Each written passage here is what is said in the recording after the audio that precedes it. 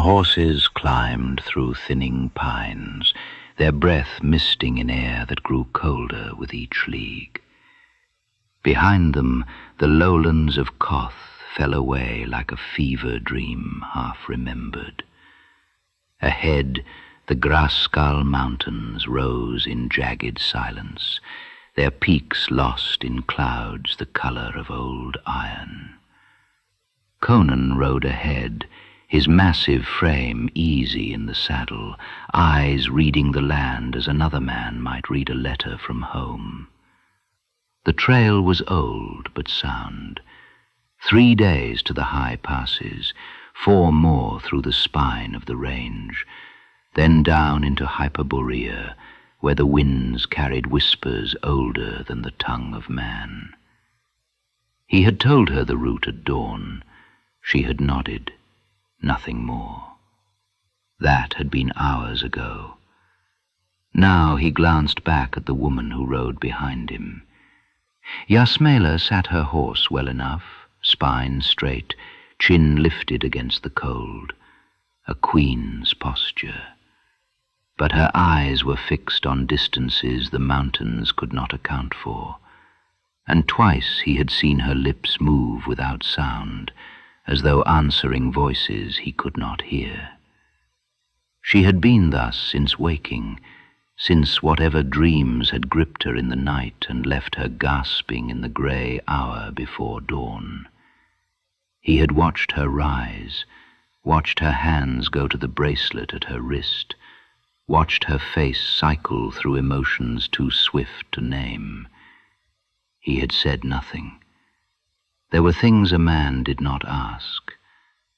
But the silence between them had weight now, and weight was something Conan understood. It accumulated. It broke things. "The Eastern Fork," he said, pointing to where the trail split ahead. "We take it. Adds half a day, but keeps us clear of the Gunderman patrols." She looked at the fork, looked at him. "As you say." 3 words. The same 3 words she had given to every statement since dawn. Conan grunted and heeled his horse forward. The Eastern Fork it was.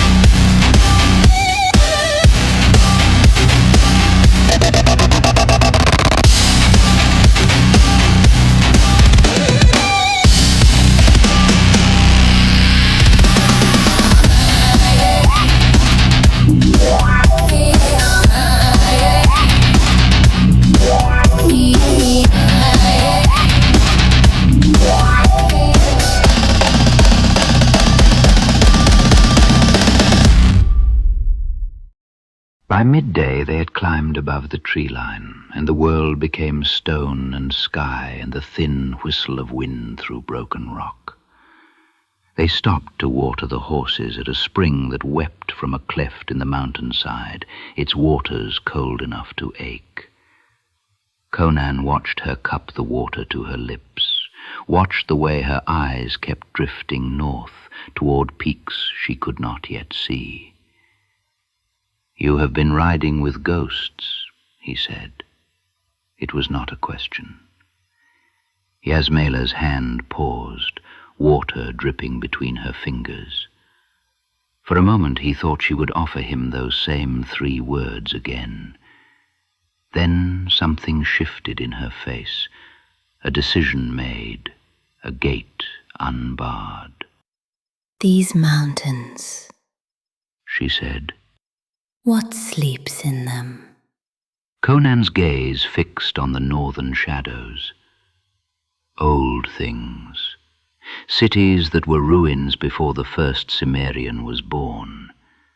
The earth here is rotten with them. Some of them still stir. Things that stir. She repeated, and there was something in her voice, not fear, something else, hunger perhaps, or recognition. His eyes cut to her. "Why do you ask, woman? What did you see?"